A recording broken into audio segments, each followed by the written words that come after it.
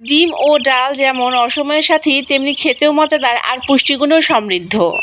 আজকে রান্না করব ডিম সিদ্ধ ডাল দিয়ে। আসসালামু আলাইকুম বন্ধুরা, আমি সিরাজুম মনিরা আজকে আবারও হাজির হয়ে গেছে আপনাদের সাথে গল্প করার জন্য।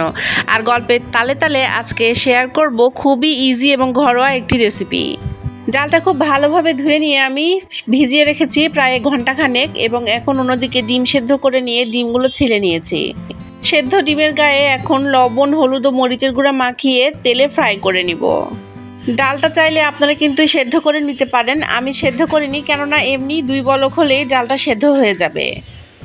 আসলে অনেক দিন এরকম হয় যে ঘরে রান্নার তেমন কোনো বাজার নেই, কিন্তু ডাল তো ঘরে থাকেই। সেই দিন কিন্তু এই ইজি এবং মজাদার রেসিপিটা আপনারাও আমার মতো বানিয়ে নিতে পারেন। ডিমগুলো ফ্রাই করা হয়ে গেলে এখন ওই তেলেই আমি ফোড়ন দিয়ে দিব শুকনো মরিচ দিয়ে, এবং তার সাথে দিচ্ছি দারচিনি, দিয়ে দিচ্ছি কুচনো পেঁয়াজ এবং কাঁচামরিচ, তারপরে দিয়ে দিলাম একটা টমেটো কুচনো। টমেটো কুচি অ্যাড করার পরে অ্যাড করে দিব একে একে স্বাদ মতো লবণ, হলুদ, মরিচের গুঁড়া এবং আদা বাটা, রসুন বাটা ও জিরা বাটা। এখন সব কিছু উপকরণ একসাথে হালকা একটু ভাজা ভাজা করে নিব। টমেটোটা আধা গলা হয়ে গেলে তখন অল্প সামান্য পানি দিয়ে আবারও একটু কষিয়ে নিব। সব মশলাগুলো খুব ভালোভাবে একটু রান্না হয়ে গেলে তারপরে অ্যাড করে দেব সেই ভিজিয়ে রাখা ডাল। ধনিয়া পাতার ফ্লেভার তো আমার বেশ ভালো লাগে, তবে এখনকার মৌসুমে ধনিয়া পাতা একটু বেশি পাওয়া যাচ্ছে মার্কেটে, আর যে কোনো তরকারিতে ধনিয়া পাতা দিলে ফ্লেভারটাও খুব দারুণ হয়ে যায়। ডাল অ্যাড করার পরে একটুখানি হালকা নেড়েচেড়ে নিয়ে পানি দিয়ে আমি ঢেকে সেদ্ধ করার জন্য বসিয়ে দিব। বুটের ডাল তো বেশিরভাগ গরুর গোশত বা মুরগির গোশত দিয়ে ভুনা বা চর্বি দিয়ে ডাল রান্না করাই দেখেছি, তবে ডাল ডিম দিয়ে এভাবে রান্না করে খেতেও কিন্তু বেশ ভালো লাগে।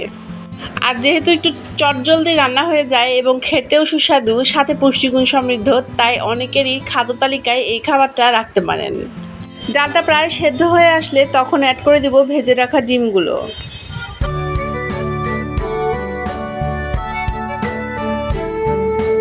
ডিম অ্যাড করে দেওয়ার পরে আর অন্য কিছুই না, জাস্ট কিছুটা ধনিয়া পাতা কুচি অ্যাড করে দিয়ে ঢাকনা দিয়ে ঢেকে আরও 10 মিনিট রান্না করে নিব।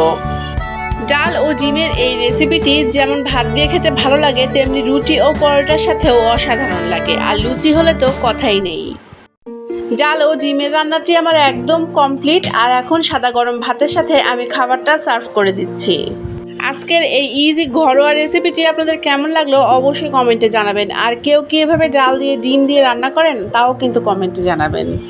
আমার এই ছোট্ট রেসিপির ভিডিওটি আজকে এখানেই শেষ করছে, আর কথা দিচ্ছি আগামীকাল আবারও হাজির হয়ে যাব ঠিক একই সময়ে, এক ঝুড়ি গল্প, আর তার সাথে থাকবে নতুন বা পুরাতন যে কোনো একটি রেসিপি। সবাই আমার জন্য দোয়া রাখবেন, আল্লাহ যেন আমাকে ভালো রাখেন, সুস্থ রাখেন। আল্লাহ হাফেজ।